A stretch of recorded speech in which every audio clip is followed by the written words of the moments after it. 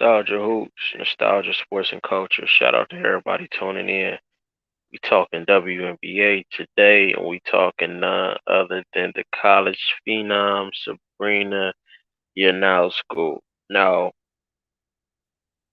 this is not a hate video, but like I said, I'm not going to sugarcoat this just because it's women's basketball and stuff like that. No, man, you shouldn't talk. Like when we talk in sports, when we talk about the men, we have no problem calling out Chris Paul or no in the playoffs. No problem calling out Steph Curry in the finals. No problem calling like we have to keep the same energy when we're talking sports, and to truly have equality is to truly discuss things in a respectful but honest way, and an honest perspective. Now, of course, we salute all players for making it to this point. The dedication that it takes to become a professional athlete, that's something that's to be commended. They could have been doing anything else, something unproductive, but they chose to dedicate their time to something that they love and something that we love to watch. So it's always respect on that end. But my question is, based on the hype coming out, her merch was going through the roof. Before she dribbled the ball, I believe in the WNBA, she was on the State Farm commercial with Chris Paul. Sports cards. I did videos on that. You can go to the classics. If you know, the roots of this page is in sports cards. I have one of her sports cards. Her bases were selling no less than 150, $200 at one point. She was breaking all of the records as far as sales. So people were bought into this. I was big Sabrina Ionescu. Let's just give some history on it. I'm just trying to lay out like, and still to this day, even in Felon, she's still on commercials, new commercials, and to me that's like baffling when you have other players who are proving it at the highest level. And when I say bust, I'm saying based on the hype, based on the talk when you were coming in the league. Have you lived up to that or had that type of impact, or at least in that ballpark? We understand that it's not gonna always be a hit right off the bat. Like LeBron came in, he didn't make the playoffs, but he was still playing at a high level. Carmelo had the same type of height, won championship at Syracuse, big time in college, first year make the playoffs. uh LaMelo, he didn't make the playoffs his first year, I believe, but he was still putting up, big time numbers to point. We're like, dang, how Golden State miss on that? So it's not just sometimes the impact will come in different ways. But even in a bad situation where your team's not all that great, we should still be able to see certain things like, okay, you're within that range of expectation on what everybody was expecting, from media to fans to coaches to just the overall talk. And I just feel like thus far we haven't seen that. So Sabrina Elaine Ionescu, born December 6, 1997, is a professional basketball player for the New York Liberty. She played college basketball for the Oregon Ducks. She is the NCAA all-time leader in career triple doubles, the Pac-12 conference all-time leader in assists, and the only NCAA Division One basketball player to record 2,000 points, 1,000 assists, and 1,000 rebounds in a career. So this is heavy stuff right there, and this is stuff to be commended. But when much is given, when much praise is given, when such high feats are reached at the lower levels, we don't expect Kareem to do what he was doing in college and just fall off in the NBA. We don't expect LeBron to dominate like he was in high school and to just disappear in the NBA. Chris Paul, from all the greats, there was some expectation. Kevin Durant, you expect something in that ballpark going to the next level, and so far we just haven't seen it. I want to go through, and my thing was always this: Player of the Year. She had that John R. Wooden Award, Wade Trophy, Pac-12 Player of the Year, Freshman of the Year. All that was cool. But my thing was, where was this energy for people winning national championships? Like, it's not that there wasn't any team success, but I'm saying, for me, why doesn't Aaliyah Boston have commercials? Like, it seems to still be this bias, and you see this within boxing a lot. And I'm getting ready to touch something hot right here. That there's within the NBA, at one point there was, majority, it was a majority white league in its inception, and then you got more black players coming, and eventually you get to what we have today, where it's almost a rarity, especially in which you see a white American that's dominant at a high level in the sport. And it's like these sometimes these other sports in which the black Americans aren't the dominant, like football and basketball. It's like it people can be okay with that because it just became accepted that, okay, they just dominate these sports. But I'm seeing in college basketball, and it's not the fans. I'm not attacking the fans or anything like that. It's kind of like the mainstream media has a dated perspective, because I see this in boxing as well. You'll see a Vasil Lomachenko who will get all of this praise and get propped up and lost in the second fight. But you'll see a black American fighter that's on the same network, and they'll get talked down beneath Vasil Lomachenko, Eastern European fighter, when they have accomplished more at the pro level. But he'll get all of this attention, and I kind of see that in women's basketball. Like, mainstream media pushes Diana Taurasi as the GOAT. Now, from my watching and research and looking at history of the game and looking at, who I've admired, Maya Moore, I don't put Taurasi over Maya Moore. But it's like you can do less, because on one level it's about, Jordan 6-0, it'll be about one thing, but it's like we'll start to make these exceptions for the white star. I just want a fair playing field. I'm just saying, like, like, come on now, like, and it's not that these things can't be a discussion, but just to be so definitive, oh, she's the GOAT, for her to get the logo, it's like you want to prop this certain image, even for the NBA. Jerry West being the logo is super disrespectful, because we always want to have this argument with LeBron or Jordan, and in a league that's dominated by black athletes, how is Jerry West, who's 1-9 in the finals, the logo? Like, am I could be tripping. And again, this is not attacking the fans. It's, respect to all colors, fans, Americans. It's all love. But I'm just saying, it's mainstream media has to get over trying to push a certain color. Just let whatever is be. You don't have to try to create narratives. Just, if this person is truly the best, let this person truly be the best.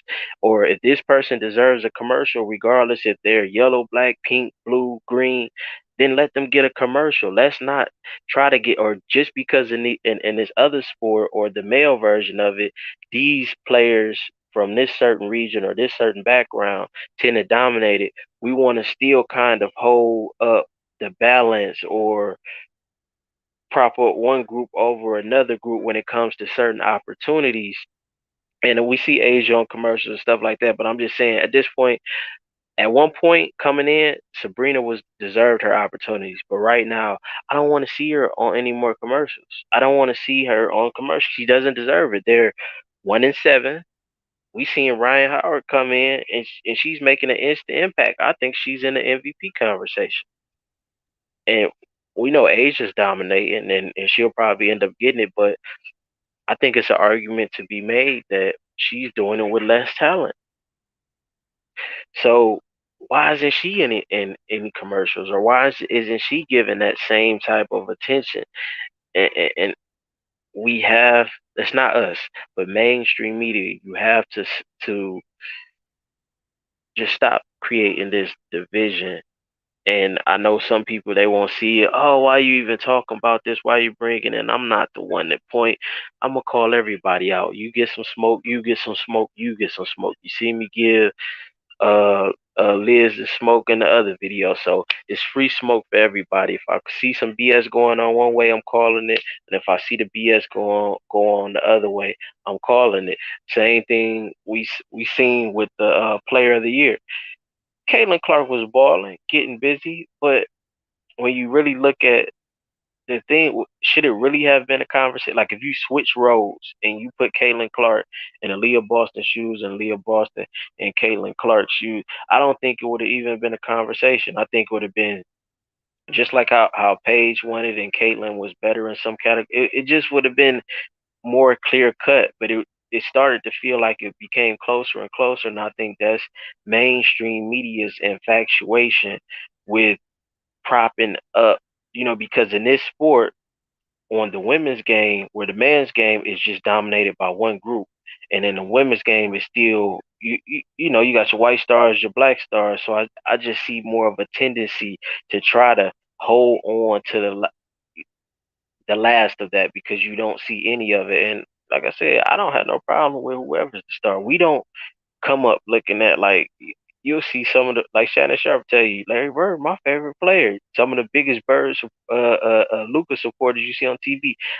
We don't come up looking at the game like, oh, this person is white, this person is black. That's something that we start seeing later in life and reacting to based on what life threw at us. But just in our purity, we just come, oh, I like this player. Oh, I like this player. We don't really see that. Now I'm not sure how the kids see it now because they pushing so much programming on TV and so much divisiveness. But I know in the '90s, man, we just love who we love and like who we like. But is Sabrina a bust? Let's go to the numbers, man. So right now, I think the Liberty is the worst team in the league. So we have Vegas number one at 9-1. We have Washington number two at 7-3. We have Connecticut number four at 6-3, and Seattle number four at 5-3. And all the way at the bottom, we got the Liberty. Now it was a spot.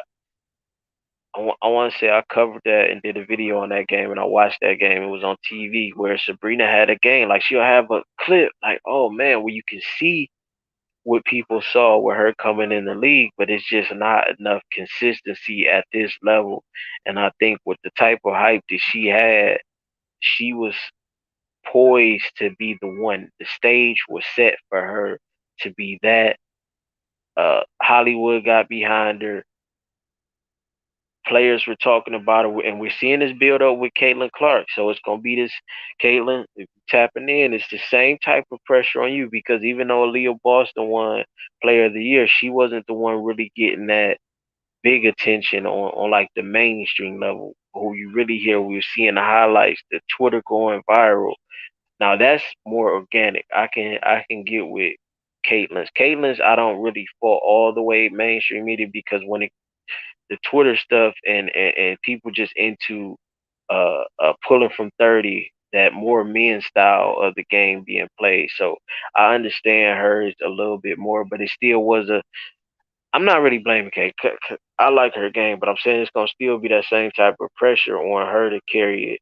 And at 1-7 for Sabrina is just unacceptable. And I want to go to her individual stats. Don't we understand she got injured her first year? Lead and score for the Liberty, Laney and Howard. 13 a game, and Sabrina at 12 a game. So Sabrina's playing 31 minutes. She's played 8 games this season, and she's put up 12, 6, and 5. Solid numbers. I wish I could see a plus minus. So she's shooting 31% from three, which is horrible, and 40 from the field. Um, Free throw 77%, one steal. I wish I could see her plus minus. Let me see.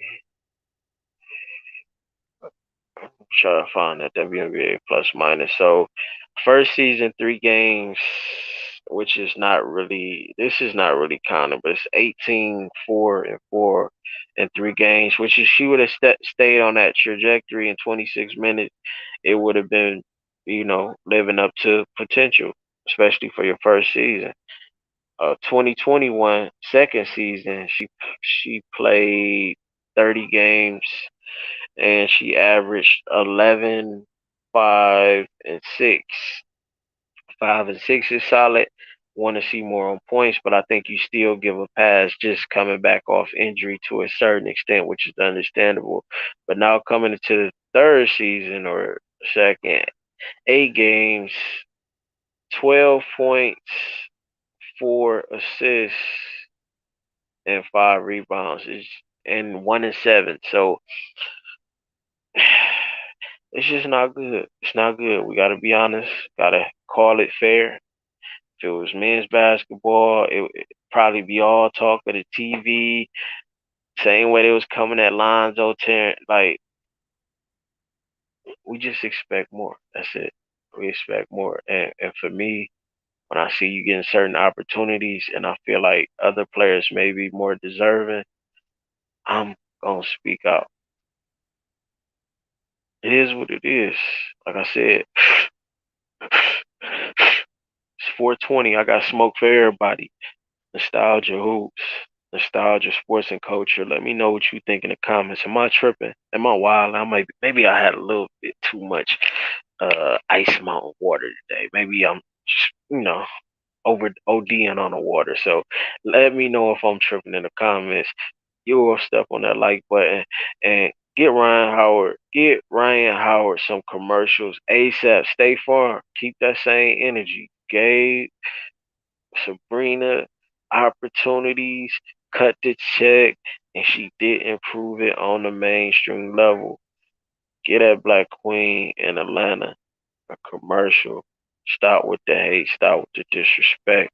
Put some respect on her name. Aaliyah Boston, put some respect on her name. And shout out to all the companies that's giving Asia the proper respect. And I want to see her in some more commercials. And anybody that's deserving it. I ain't mad if you want to get Breon Stewart some commercials or something like that. I'm just saying, let them go out there and earn it on the professional level, or even if you won a championship in college, I'm cool with you having a commercial. Like, that's what I'm saying. Get a Leah Boston her commercial. The people love Destiny Hennessy. You can get her, but just get some people that improve something. We care about rings. Where's the rings? Yeah, but it's all love to everybody. Black, white, purple, blue, brown. Spread peace, positivity, and love today. Nostalgia hoops, nostalgia sports and culture. I'm on.